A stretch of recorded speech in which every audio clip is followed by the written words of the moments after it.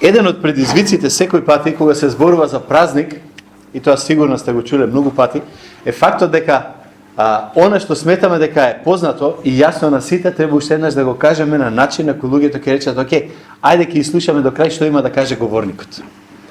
И денеска сакам да зборуваме за едно нешто кој ќе го видите и онлайн, ќе биде неговите и нашите 3 дена. Мислам дека ќе биде добро да се подсетиме, ама читав пред некое време онаа книгата што е книга за џунглата. Радијард Киплинг, сеќавате, од таму ни е познат Могли, нели она дете што животните го одгледуваат, расте со нив таму, живее во џунглата, го знае нивниот јазик, зборува со нив цело време, и во еден момент како Могли расте, доаѓа во ситуација и да го праша, почна да ги прашува животните околу него, вика: "Како знаете кој е најсилен во џунглата? Од кој сите се плашат?" И животните почнуваат да му кажуваат, барем во книгата, во филмот не го гледав, овој од Netflix не сум го гледал сега брзо. И му кажуваат животните вака, вели: низ целата џунгла секој пат има, вика, патеки.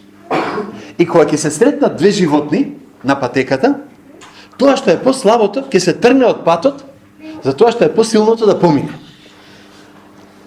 Добро, вика, сега Могли прашува, вика: "На кое животно никој не му се тргнува?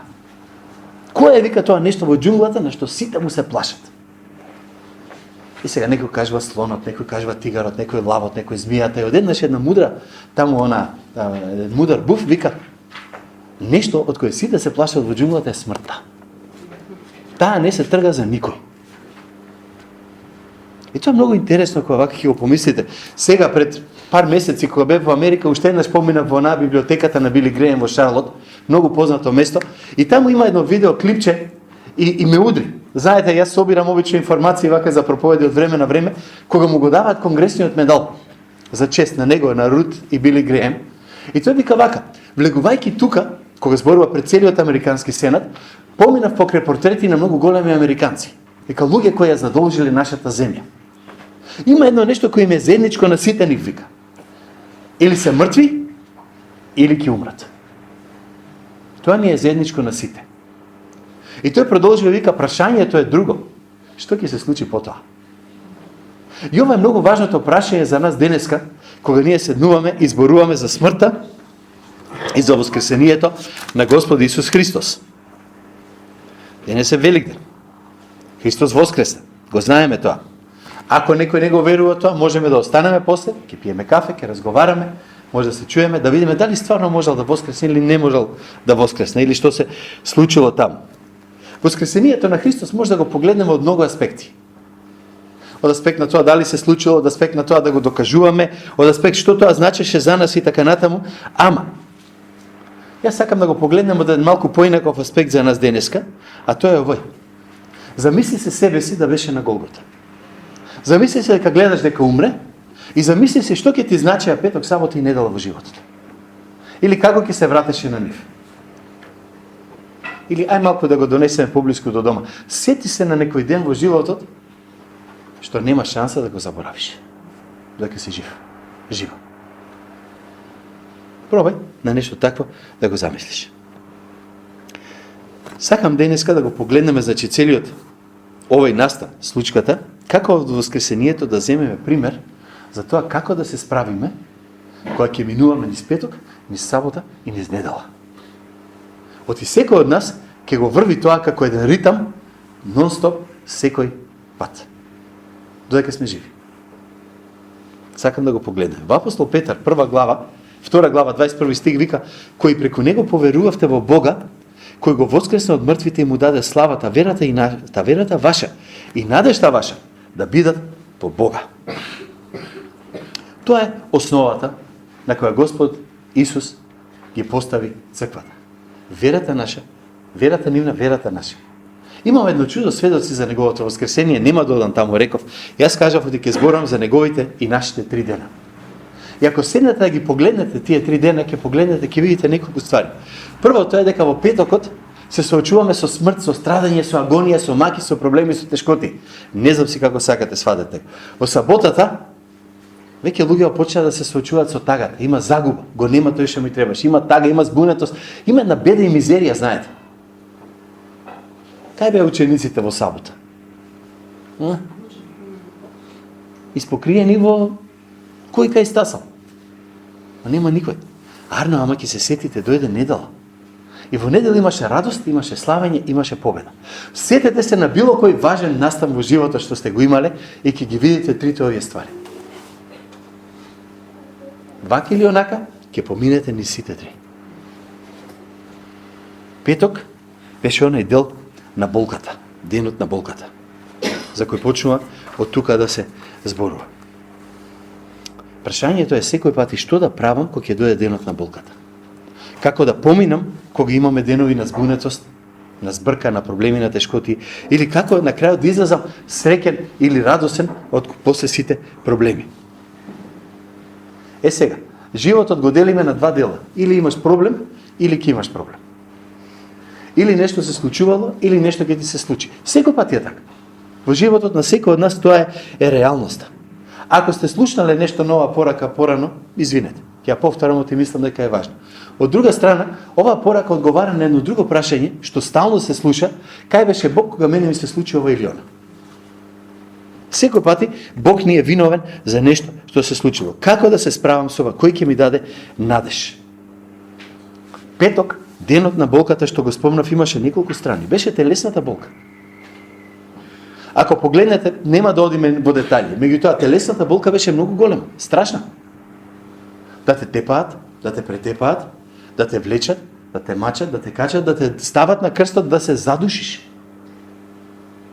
Оти не беше смртта, знаете, готово, обеси го и уби го. Не беше стрелачки вод.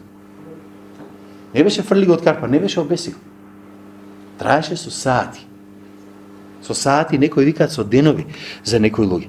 Беше страшно. Без храна, без вода. Ако сакаа милост да ти покажат на крстот, ќе ти ги скршеа нозете. За да умреш одеднаш. Тоа беше милоста. Реалноста, ако сакаа да патиш, ќе те оставеа така, додека не се задушиш сам себе си. Оти веќе нема како да се дигнеш, не може да ти се движи градниот кош. Многу, многу тешко. Имаше емотивна болка. Знаете, кога имаш телесна болка, некој пати забораваш на тоа како се чувствуваш. Викаш да ми помине, па се едно ми е, што ќе биде друго. Ама реално ова беше една срамна смрт. Гол си, закован си, апла пред сите тука те гледаат, деградација. Римјаните не сакале и не смееле всушност да растнат римјани. Го сметале за еден начин на убирвање што не е достоен за римски граѓани. Тука е достоен само за најлошиот, најмизерниот, најбедниот, најкатастрофалниот криминалец што ќе го замислиш тука. Ама имаше и трета болка за која ретко да размислуваме, а тоа беше духовната болка. Сетете се кога сте направиле белја. Нешто многу лошо, кое сите ве виделе дека сте го направиле лошо, кога одвнатре те боли и си викаш, да можам да се вратам барем 5 минути назад и да не го направив тоа, да не го кажев тоа, да не се случеше тоа. Помножете ја таа болка со сето она што јас и ти сме го направиле и цел свет го направи. И тоа беше гревот што Бог го стави врз Христос. И реално ако погледнете од овие три, човек не знае што е полошо. Дали физичката болка, трае, ќе умреш готово. Знаете сите што сте имале операции. Имаш болка, те боли, викаш белке, некога, тогаш ај како и дај ќе си искувам некој ќе излезе. Емотивната болка, ќе те боли, ќе затопиш, може да ќе поминеш. Духовната, кога знаеш дека има нешто што не се поправи, не е лесно. Многу, многу тешко. Ова беше цела еден склоп на околности, телесна, емотивна, духовна болка. Замисли си да ја поднесеш вината за секој убивање, за секое силување, за секоја кражба, за секое разбойништво, за целиот холокауст, за се она лошо што ќе ти текне на еден човек. Ама зошто е ова важно? Затоа што Исус ја разбира цела болка без разлика каква е, бидејќи ја понесе, помина преку неа и знае ни што врвиш ти, што врвам јас. Еден апостол вика на едно место, вика, он не е првосвещеник што не разбира како ние поминуваме. Он не е некој што е таму негде далеку, па не знае како ми е мене и не осетил никој пати како ми е мене или како поминувам. Тоа е во Евреите 4:15. Ние немаме таков првосвещеник, вика, што не може да не се учествува во нашите слабости, туку таков кој искусил секако и ние, освен грев. Ама тешко ми е, ама емотивно сум растурен, ама физички сум уништен, ама духовно сум паднат. Христос вика, знам, поминав низ тоа. Не можеш да кажеш, ама јас имам нешто што ти не си видел. Да, има греф. Он не сгреши. И уште повеќе, поболно беше.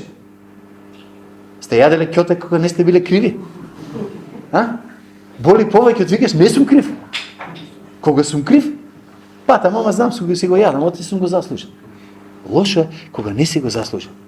Во Евреите исто така 2.18 вика, во она што сам претрпа од како беше искушен, во тоа ќе може и на искушуваните да им помогне.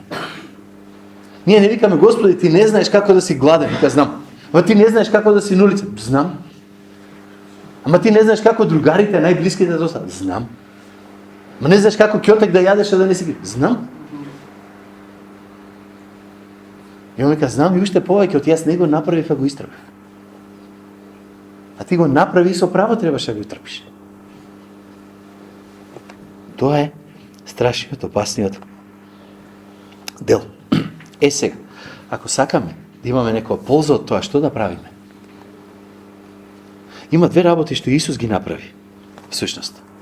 И тоа на последниот ден. Првиот беше поварај пријатели, вика. Ова е многу интересно ако почнете да го читате таму библискиот текст. Погледнете и ќе го видите. Нивното присуство. Ноќта кога го фатија Исус беше со луѓе околу него. Не беше сам, оставен, тргна. Не му треба проповеди, не му треба совети, не требаше некој да му објасни што ќе се случи. Петар проба, нели, Господе, ти нема да настрадаш. Исус го тргна.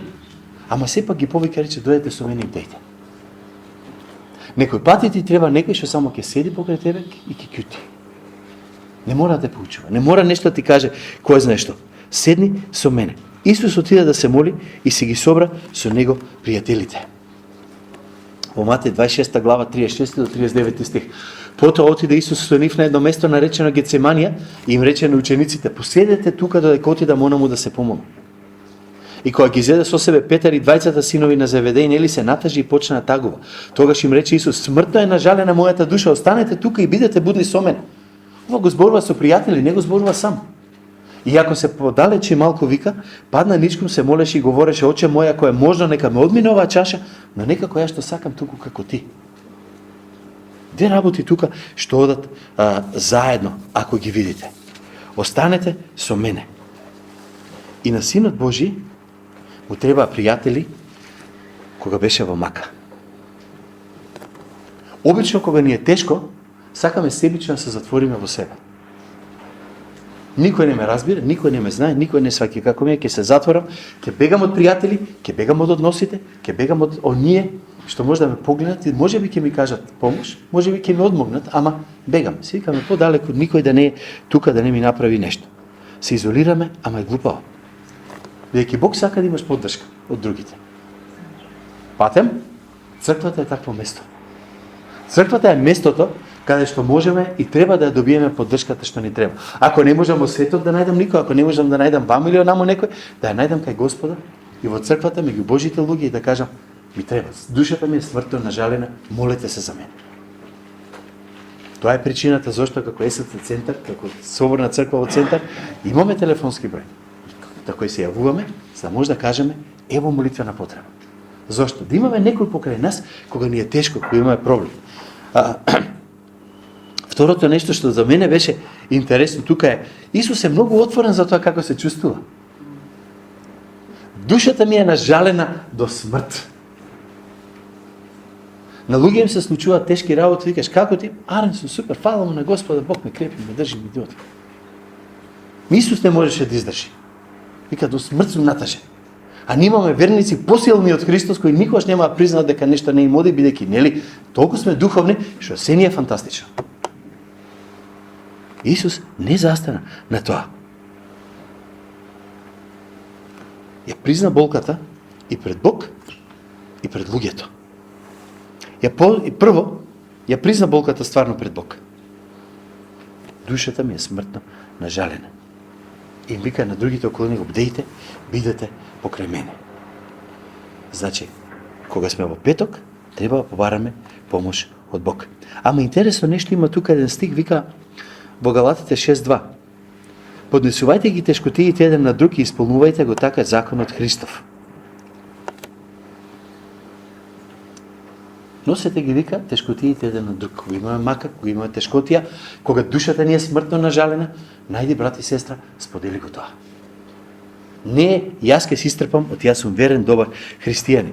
Има еден автор, Ели Визел, можда сум го спомнал некој пати, има Нобелова награда за мир добиено и има едно чудо книги.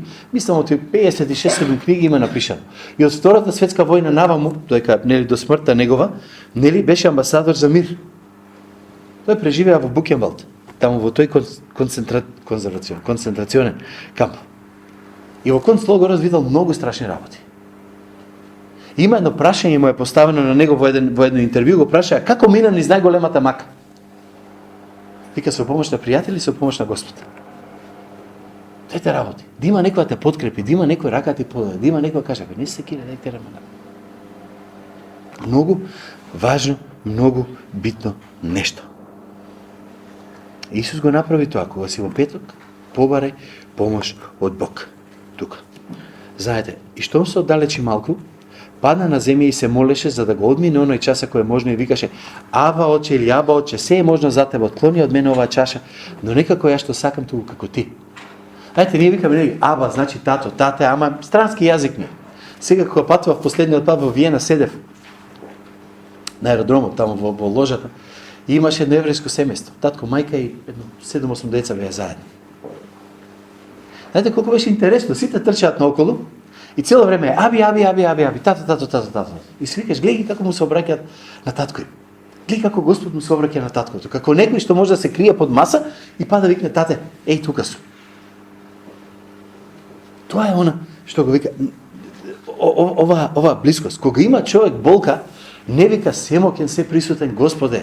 Ти кој си иманентен, а сепак тука нели трансцендентен, ти кој си ги знаеш сите работи, која познаваш целата вселена. Аман, Боже, помагај. Татко, помагај. Тоа е она што треба да го научиме. Да дојдеме со таа реакција како првата реакција е тоа. Не знаете како кој ќе не боли, леле мајко. Живи, мртви родители сите викаат леле мајко.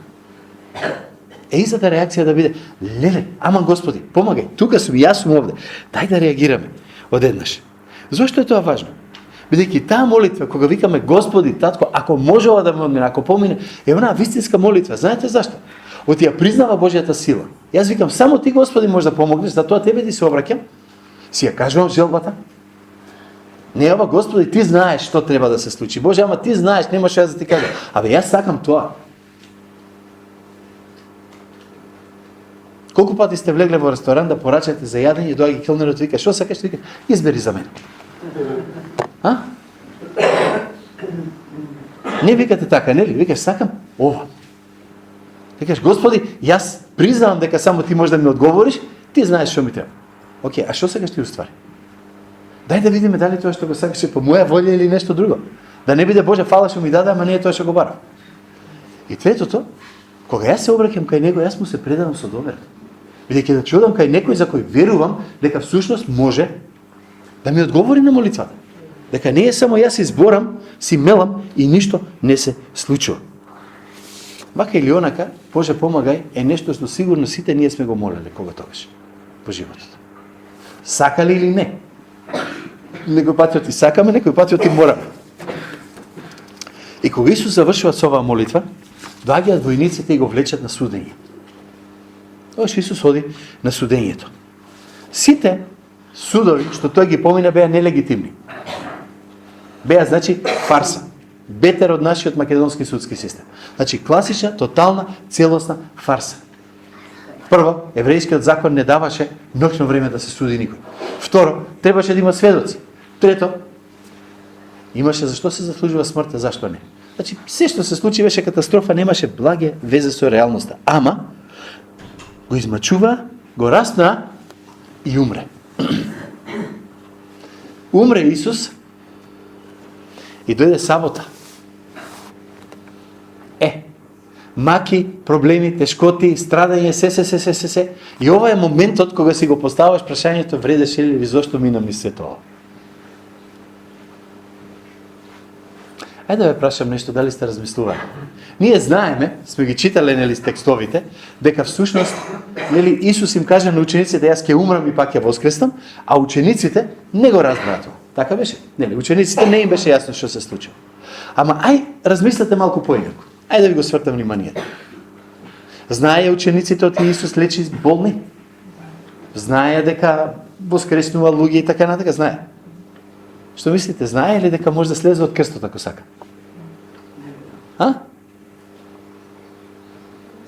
Ако може да направи се што сака до тој момент, зошто не може да го направи тоа? Патем, кога дојдоа да го фатат во градината, Исус ги праша, вика, добро, кој го барате? Неговата реакција, се сеќавате која беше?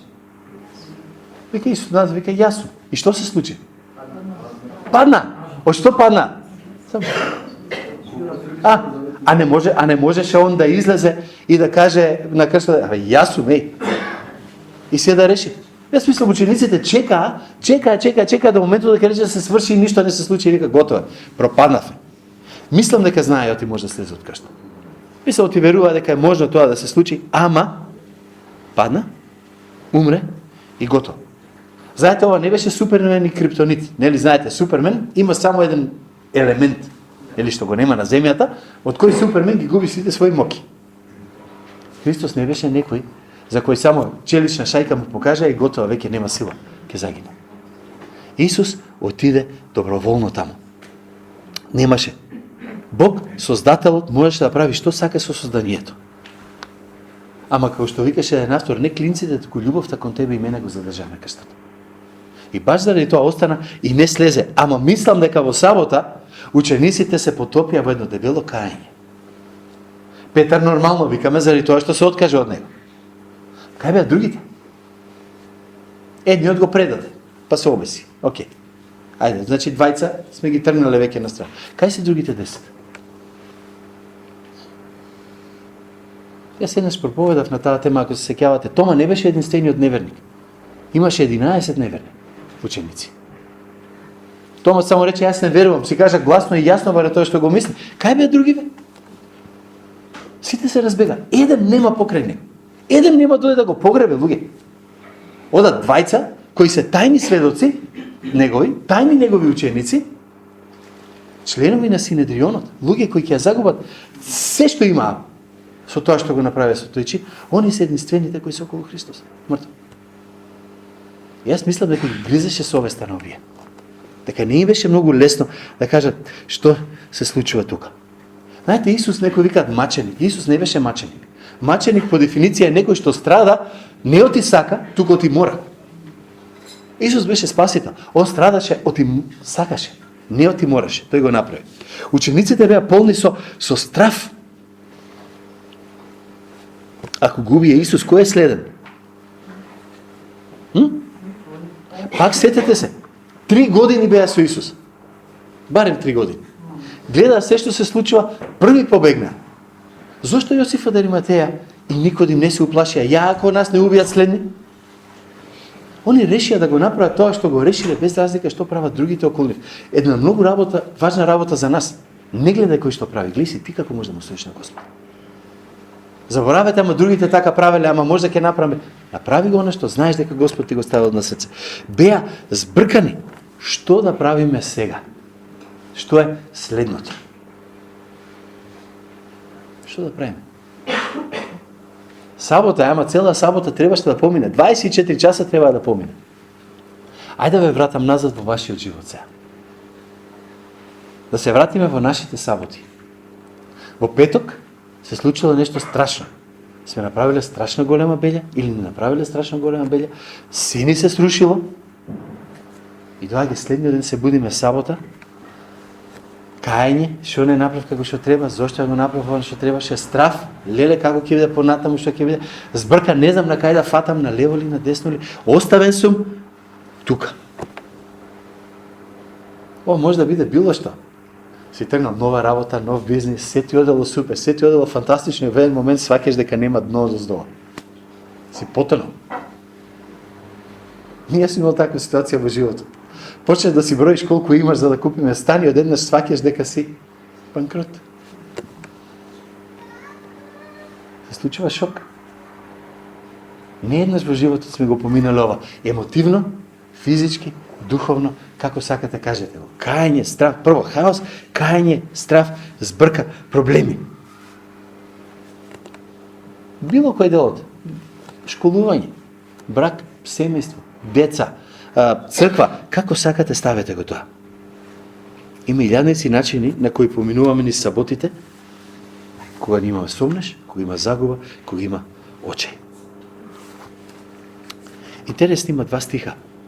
Во Марко 14:27 вика им рече Исус: сите ќе се соблазните заради мене во онаа ноќ, зашто е напишано: ќе го поразам пастирот и ќе се разбегаат овците. Исус, знаете што им вели тука? Сакам да знаете дека ќе се случи ова.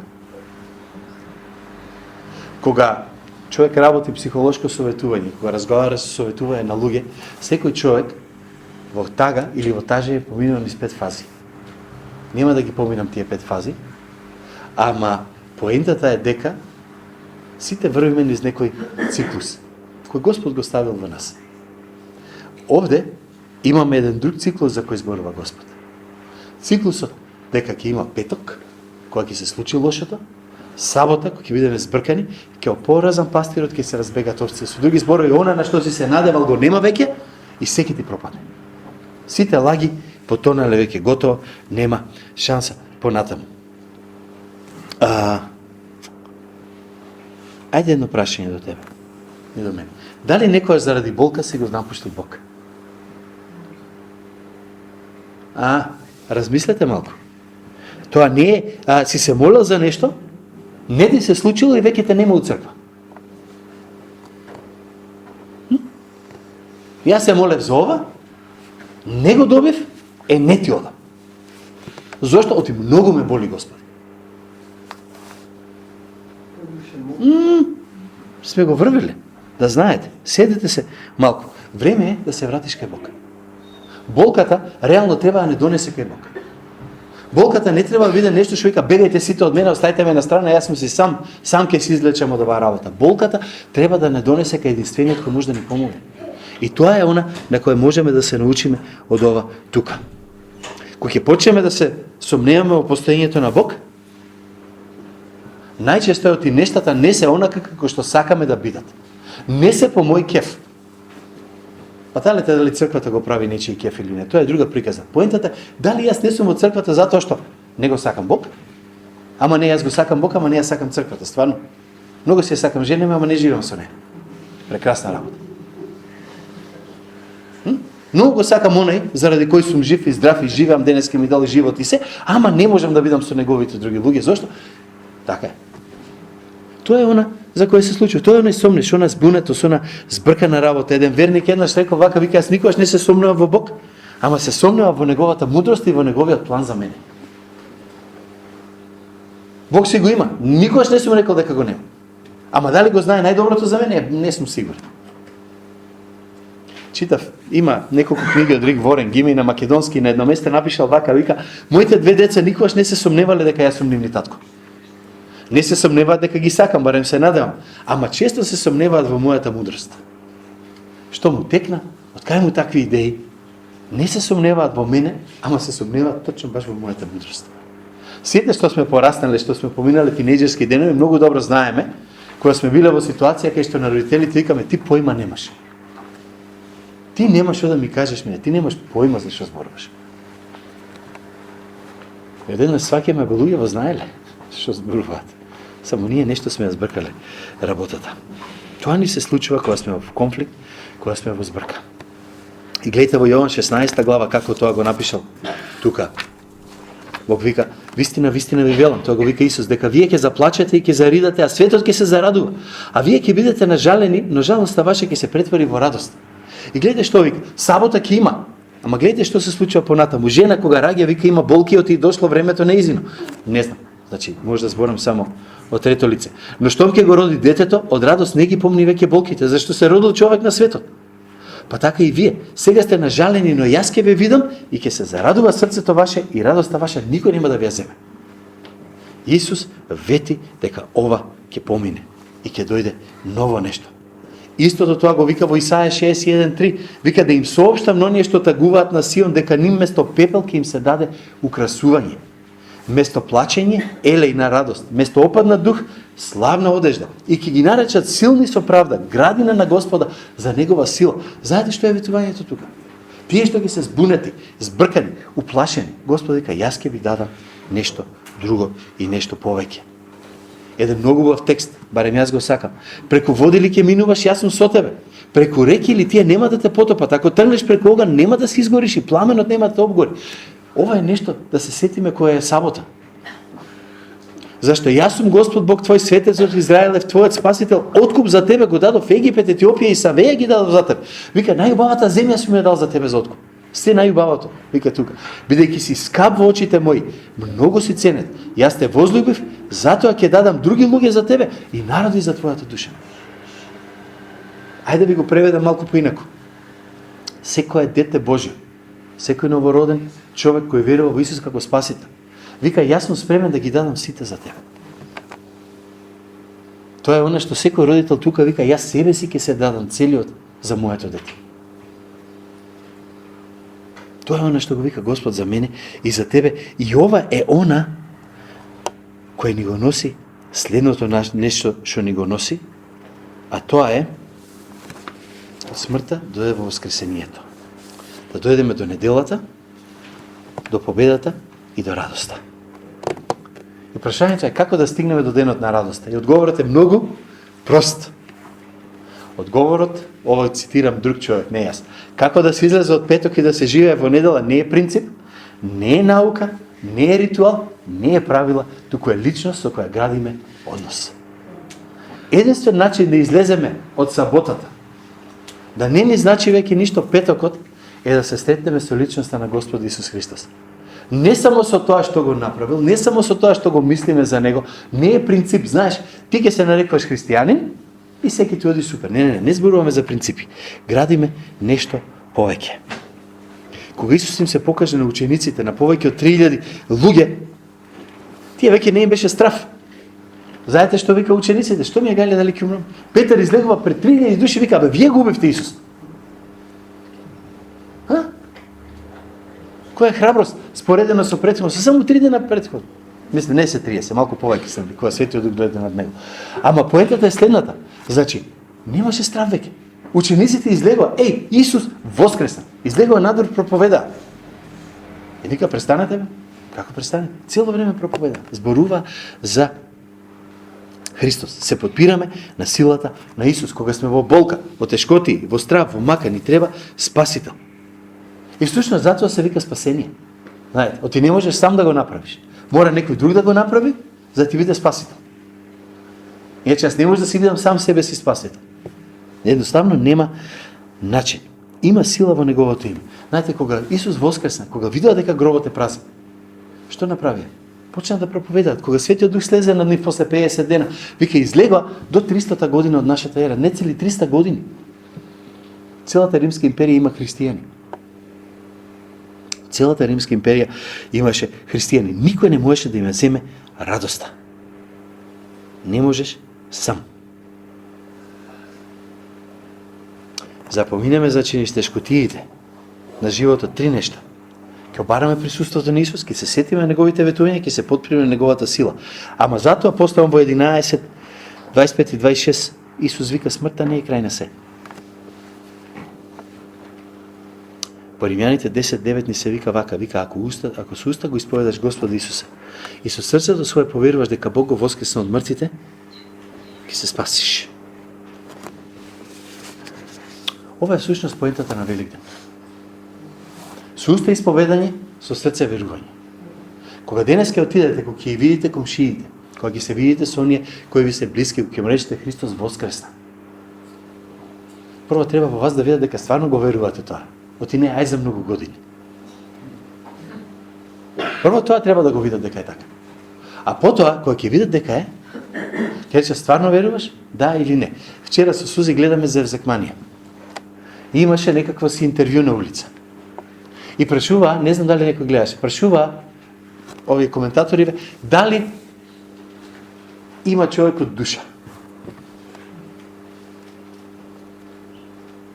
Некој вика да, некој не, некој вика да расипани души, некој вакви души, онакви души, 300 чуда, имаше разни мислења. Најдете го, ќе го најдете онлайн, ќе го видите што беше. Ама имаше една многу интересна жена која кажуваше дека она го слави Великден, дека сака да го прослави Великден, дека секи биде супер, и кога праша дали има душа, вика, не, од такви работи не верувам. А вика смрт воскресение, а не, вика, ја такви работи не верувам. И сега, овој Горан, нели, што ја прави емисијата, ја прашува, па добро, вика, како тоа славиш Великден, а не веруваш во воскресение? Нели апсурдно? Он вика, па така, двете работи, што има врска? Нема верување во срце, нема верување со душа. Истата. Сакам само 2 секунди да кажам една разлика, оти постои разлика меѓу тоа да имаш однос со некој и заедништво со некој. Што сакам да кажам? Јас можам да имам однос со... Јас имам роднини кои живеат разбацани по светот. Со нив имам однос. На вујко, на чичко, дете, брат, сестра, керка, нели така натака. Знаете како е тоа. Ама не сум ги чул, не сум ги видел 50 години. Со нив немам заедништво. Океј? Вие можеби не живеете или не сакате да го видите татко или мајка ви или родителите или некој. Тоа не значи дека не сте имале родители. Така? Значи, однос постои. Заедништво не постои. Ајде да го префрлиме тоа во христијанството. Бог е создател на секој од вас. Буквално на секој од вас. Дали ние го прифаќаме или не го прифаќаме тоа? Дали го веруваме или не веруваме, не го менува фактот дека он е создателот твој и создателот мој. Она што ќе ја промени цела моја и твоја вечност е прашањето дали јас имам заедништво со мојот татко. Дали имам јас заедништво со таа личност со која сум веќе врзан, сакал или не. Јас не може да побегнам, јас може да се откажам, нели на времето се сеќавате повестници, јас тој и тој се откажувам од тој и тој. Веќе нема такви работи, ама ево, се откажав од него. Чудо големо. Тоа не го менува биолошкиот факт дека некој ти бил родител, брат, сестра, дете или било што. Заедништвото го нема. Никој од вас не може да побегне и да каже јас немам Бог кој ме создал. Всушност, основното прашање кое некој рече јас сум атеист, кој треба да го поставите во кој Бог не верува. Оти сигурно верува во нешто. Поентата овде е нешто друго. Ние сакаме да го имаме Бог како татко, не можеме да побегнеме, ама да го имаме баш како татко. Не како татко кој само ќе рече јас те создадов и јас ќе те казнам, туку некој што ќе рече јас те создадов, умрев за тебе, пак воскреснав за ти да имаш вечен живот. Тоа е разликата помеѓу двете ствари. Тоа е Великден. Ако го знаеме, ако го веруваме во срцето, кажуваме со устата, тогаш сме спасени. Така вика Господ.